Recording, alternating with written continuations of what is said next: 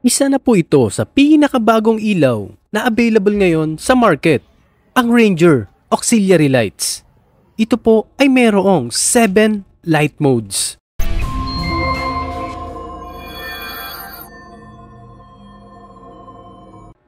At ito po yung laman ng kanyang box. Bubungad po sa atin yung 2 piraso ng Ranger. At ito naman yung kanyang design. Makikita niyo po dyan na wala rin po itong pan.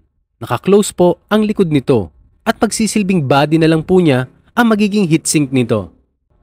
At dito po sa may bandang ibabaw makikita niyo yung kanyang logo or kung sino yung nagpagawa nito.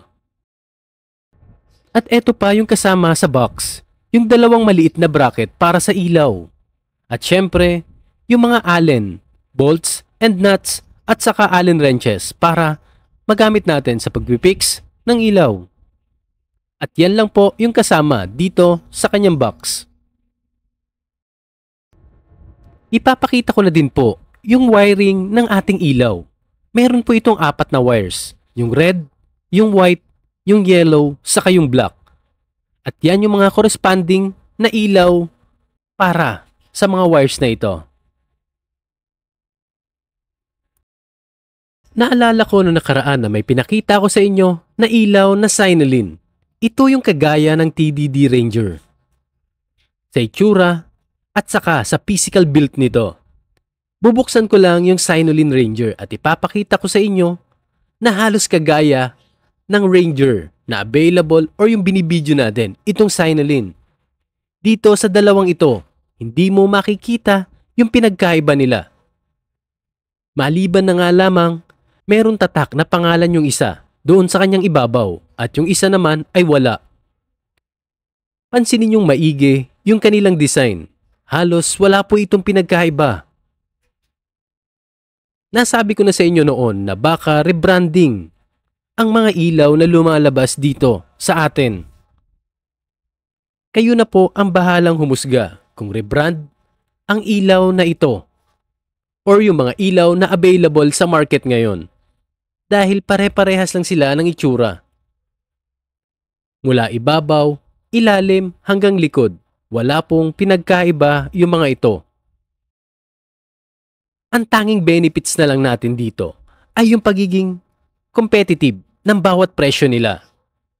Hindi kagaya ng iba na sobrang mahal. At least ngayon, meron na tayong mabibiling ilaw na hindi ganun kamahal. Alam nyo ba na kahit sa wiring, parehas yung kulay ng mga wires nila? At hindi lang dyan nagtatapos. Meron pa ako isang napansin. Kahit yung coding dito sa kanilang cables ay iisa yung pangalan or iisa yung supplier na pinanggalingan. Dahil kitang-kita naman sa video na iisa talaga ang wires na ginamit dito. Dahil merong mga labels yung mga cables na ginamit. Kaya na-check ko or nakita ko na parehas sila. At eto naman po, yung testing natin ng Ranger Auxiliary Lights. At eto na po yung sample ng kanyang white light pag ginamit dito sa kalye. Tanging Ranger lang po yung naka-open sa mga oras na yan. Pinatay ko po muna yung aking headlight para makapag-focus tayo ng maigi sa liwanag at sa lakas ng ilaw nitong Ranger. Yan naman po yung kanyang yellow light. Maganda at malaki din po yung ilaw or yung nasasakop ng ilaw na ito. Susunod naman natin itong spotlight. Ito yung kanyang pan-third mode, yung spotlight na white. Medyo pinapatay ko lang ng konti pag may kasalubong at nakakahiya at nakakasilaw ng sobra ang mga spotlight na ilaw. At ito naman yung itsura ng white light na may kasamang spotlight. At eto naman yung yellow light na may kasamang spotlight. Yan yung mga magiging ilaw nila or magiging itsura nila. Eto naman po yung kanyang warm light, yung combination ng white at yellow. Yan po yung magiging itsura nito pag pinaghalo yung puti at dilaw. Pinatay ko po yung aking headlight para mas makita natin yung liwanag nito sa mga madidilim na lugar. May nagtatanong kasi kung bakit daw sa madidilim lang na lugar ako nagbubukas ng ilaw. Siyempre doon lang naman talaga ito intended. Hindi naman ito intended na buksan sa maliliwanag na kalye. Huwag naman po sana kayong maging kamote na napakaliwanag na ng kalye, bukas at nakahay pa yung mga MDL nyo. Hindi komot malakas at malaki yung ilaw ng inyong mga motor ay ipagyayabang nyo na ito. Maging responsable po tayo. Ito naman yung ilaw natin pag nasa gilid ka ng motor. Ganito yung kanyang itsura at ganito kalapad at ganyan din kalayo yung kanyang inaabot. Yan yung kanyang white light. At pagdating dito sa kanyang yellow light ay halos parehas yung lapad at lawak na inaabot ng ilaw nito. I mean kagaya ito ng white light.